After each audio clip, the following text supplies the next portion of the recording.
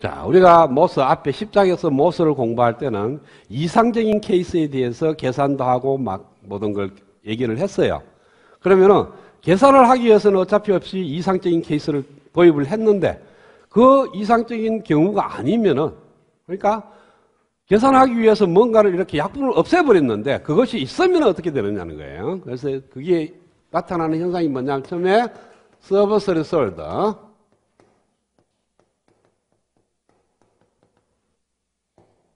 서비스 리솔드 컨덕팅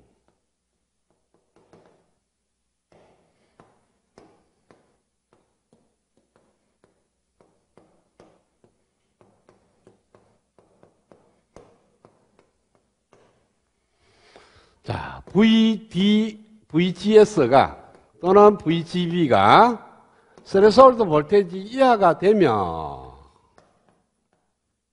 이렇게 묶어서 얘 두 개 사이에 걸리는 전압을 VGS라 그러는데 얘가 스레솔드 볼테이지 이하면 우리가 앞에서 뭐라 그랬습니까?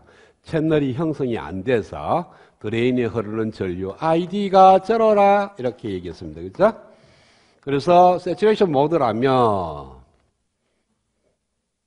세츄레이션 모드에서 우리가 ID하고 VGS하고의 관계를 보니까 이와 같은 식이 되더라. 이걸 유도를 했습니다. 그렇죠?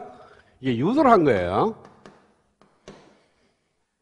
그러니까 유도를 했기 때문에 어느 정도 물리적으로 맞는데 이 유도하는 과정에서 뭐를 생략했냐 하면은 이 채널의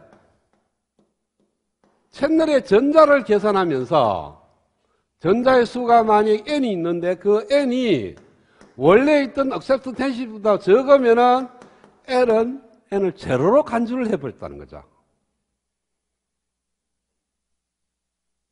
생성되는, 즉 채널에 여기 전자가 게이트하고 소스 사이에 걸리는 전압 때문에 미소나 한번 생겨. 완전히 없는 건 아니거든요. 있는데 그 개수가 NA보다 적으면은 무시를 했다.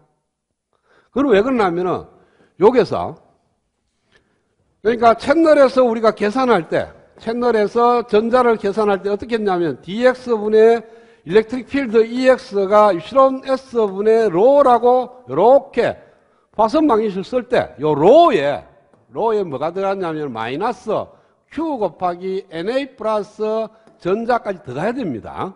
생성된 전자의 수에다가 원래 있던 NA accept density 더해야만 토탈 마이너스 차지가 돼.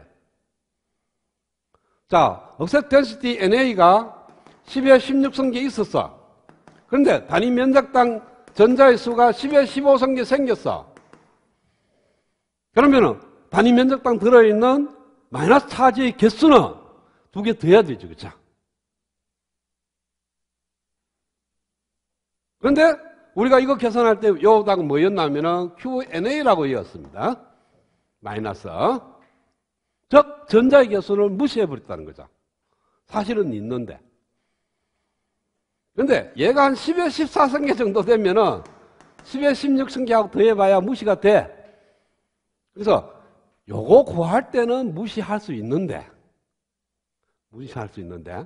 요 안에 들어있는 채널 안에 들어있는 토탈 차지 QN을 구할 때 무시하면 안 돼. 왜? 그때는 NA가 문제가 아니고 새로 생성되는 전자의 개수만이 중요한 거죠. 그런데 우리가 여기에 채널에 모여있는 QN이 뭐라 그러냐 하면은 마이너스 COX에 VGS 마이너스 VT에 이렇게 적었습니다. VGS에서 생기는 거하고 스레솔드 볼테이지에서 생기는 차를 얘기한 거예요. QN을 만들 때 QN이 몇 개냐 이 식을 유도할 때 보면은 중간 과정에서 보면은 요 채널에 모여있는 전자의 개수 QN이 몇 개냐라고 계산했을 때 스레솔드 볼테이지가 들어갑니다. 그래서 VGS가 스레솔드 볼테이지 딱 되면은 QN이 제로로 나와. 근데 QN이 제로는 아니죠. 왜? NA보다 적다는 거지 전자가 없는 건 아니니까. 자, NA하고 전자의 개수를 더할 때는 N이 적어서 무시가 됐는데 이제는 NA는 필요 없어. QN 구할 때는 NA는 QN이 안 들어가니까 빼고 나머지 얘만을 구해야 돼. 그런데 얘가 NA보다 적다고 해서 무시했다. 그건 안 되죠. 그쵸? 10의 14승기는 있는 거야. 그러면 얘로 계산을 해야 돼. 근데 수식 유도할 때는 없는 걸로 계산이 돼버리다.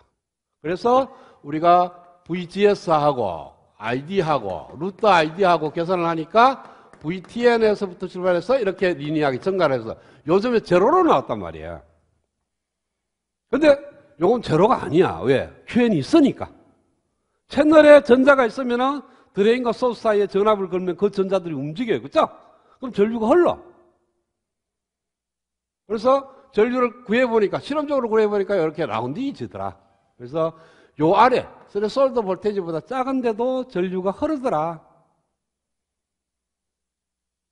그걸 갖다가 우리는 서버 스레솔드보다 아래에서 컨덕팅, 전류가 흐르는 것을 설명하는 케이스입니다. 그러면은 얼마만한 전류가 흐르는지를 계산하려고 그러면은 이걸로는 안 돼요. 왜?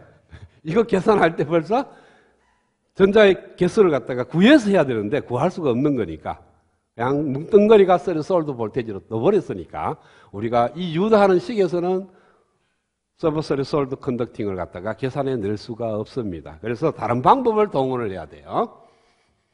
그래서 구조를 보니까 여기가 M 플러스가 있고요. 그 다음에 게이트가 있고, 그 다음에 이쪽에 M 플러스가 있습니다. 여기는 P타입입니다. 여기가 소스고, 여기가 드레인이에요. 그래서 VDS를 인가를 해. 인가를 하면은, 자, 여기에 있는 페르미 레벨하고, 여기에 있는 P타입의 페르미 레벨하고, 여기에 있는 M 플러스, 게이트는 좀 따로 생각할게요. 이쪽 구조를 보면은 M 플러스 P, M 플러스 구조입니다. 그쵸? 그러면은, 여기에 있는 페르미 레벨, VDS가 만약에 첫 번째, VDS가 제로라 그러면은, 세 영역의 페르미 레벨이 일정하고요. 그 다음에, 여기는 M 플러스 타입이니까 컨덕션 밴드가 여기 있을 거고, 밸런스 밴드가 여기 있을 거고, 중간에는, 여기 컨덕션 밴드가 여기 있을 거고, 밸런스 밴드가 여기 있을 거고, 컨덕션 밴드는 여기 있을 거예요. 그쵸? 그 다음에 이쪽에 다시 M 플러스는 똑같은 구조로 만들어지는 거니까 전체적인 모양이 이런 식으로 구성될 겁니다. 아, 이게 아니고, 이게 이렇게 올라가야 되죠? 이런 모양을 있고, 전자가 여기에 이제 있는 거예요. 여기 M 플러스니까. 여기가 M 플러스, 여기가 P 타입, 여기가 M 플러스예요. 그러면은, 일로 가려고 그러면은 이만한 높이를 갖다가 에미션을 해야 됩니다. 그런데 VDS를 가하게 되면 뭐 돼요? VDS가 이제는 포지티브로 제로가 아니라면 드레인 쪽에 전압이 높게 걸렸으니까 에너지 밴드 다이어그램은 페르미들이 떨어지죠. 자, 드레인의 소스 사이에 전압을 이렇게 걸면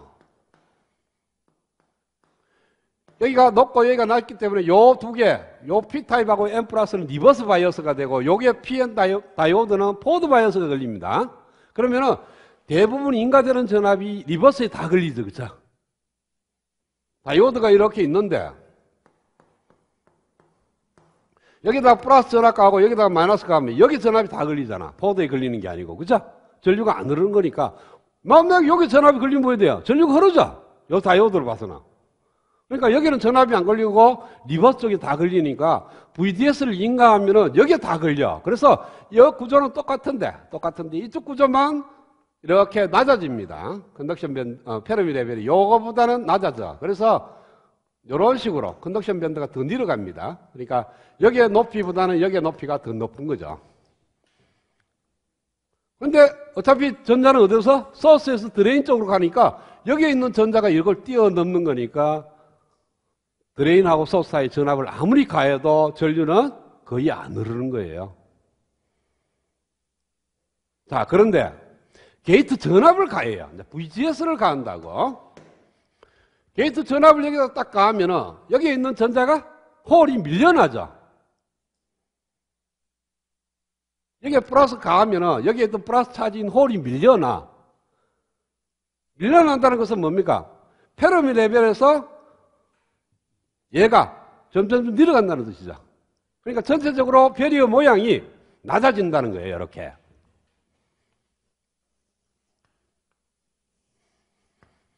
게이트 전압이 크면 클수록 요 높이가 내려가. 여기는 가만히 있는데. 그럼 전자가 왜 돼요? 여기 있다가 이렇게 올라갈 수 있죠. 그쵸? 올라가기만 하면 필드에 의해서 이렇게 끌려갈 거니까 전류가 흐르게 돼. 그래서 요 높이가 중요한 거예요. 우리가 구장에서 공부할 때 서면의 에미션, 즉 열적 여기 방법에 의해서 전류가 흐르는 거니까 전자가. 디퓨전이나 드리프트가 아니고 이거는 열적 여기에 의해서 전류가 흐르는 거니까 요 배리어 높이에 대해서 익스포넨셜로 결정이 되죠. 앞에서 보면은 이렇게 우리가 요 식이 있을 거예요. 그쵸? 요 식 구장에서 했어요. 메탈하고 세마이컨덕터하고 접합을 했을 때 흐르는 전류 구할 때 요 배리어 높이 파이 B0 요걸 갖고 우리는 계산을 했습니다. 그것처럼 요게 높이를 갖고 계산하는데 요 높이가 누구에 의해서 결정되냐면은 게이트와 소스 사이 걸리는 전압이 크면 클수록 요 높이가 낮아져. 낮아지니까 드레인에 흐르는 전류가 ID가 뭐에 비례하느냐 하면은 익스포넨셜 KT분의 QVGS에 비례합니다. 자, 요걸 익스포넨셜로 표현하기 때문에 요 영역에서 드레인이 흐르는 전류 ID를 갖다가 우리가 익스포넨셜로 감소하는 걸 갖다가 정의합니까? ID는 어떤 비례상수 A에다가 익스포넨셜 KT분의 QVGS 이렇게 쓰면 된다는 거예요. 책에서는 좀 더 정확하게 쓰냐면은 ID가 비례하기를 익스포넨셜 KT분의 QVGS가 있고요.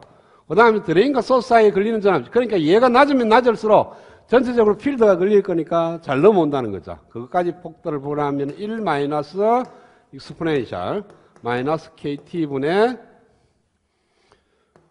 QVDS가 됩니다. 그래서 VDS가 조금만 커도 얘가 어디로 갑니까? 제로로 수렴하죠. 그렇죠? 그래서 큰 의미가 없어요. 조금 VDS가 아주 미미할 때는 영향을 받지만은 VDS가 조금만 크더라도 즉 VDS가 Q분의 KT보다 크면 조금만 크면 이 텀이 제로로 수렴할 거니까 없어지고 얘에 대해서 비례한다. 그래서 이렇게 쓸 수 있다. 자, 그래서 스레스홀드 이상에서는 드레인에 흐르는 전류 ID가 KN의 VGS 마이너스 VTN의 제곱으로 이렇게 쓰면 스레스홀드 아래면은 드레인에 흐르는 전류는 VGS의 익스포넨셜 함수로 증가하더라. 그래서 실질적으로 실험을 해보니까 VGS와 LNID, 로그 ID를 하니까 이런 식으로 직선화 되더라. 요 위에 가서는 좀 달라지지만 요거는 VSB까지 제로일 때, 요거는 VSB가 뭐 1V일 때, 이게 VSB가 증가하면 뭡니까? 스레스홀드 볼테이지 달라지죠, 그쵸? 스레스홀드 볼테이지 달라지니까 여기에 직선화되는 구간이 달라진다는 거예요. 그래서 요 스레스홀드 볼테이지보다 낮은 영역에서는 VGS하고 LNID입니다. 로고 눈금하고 직선적인 관계가 되니까 ID는 VGS의 익스포넨셜 함수가 된다.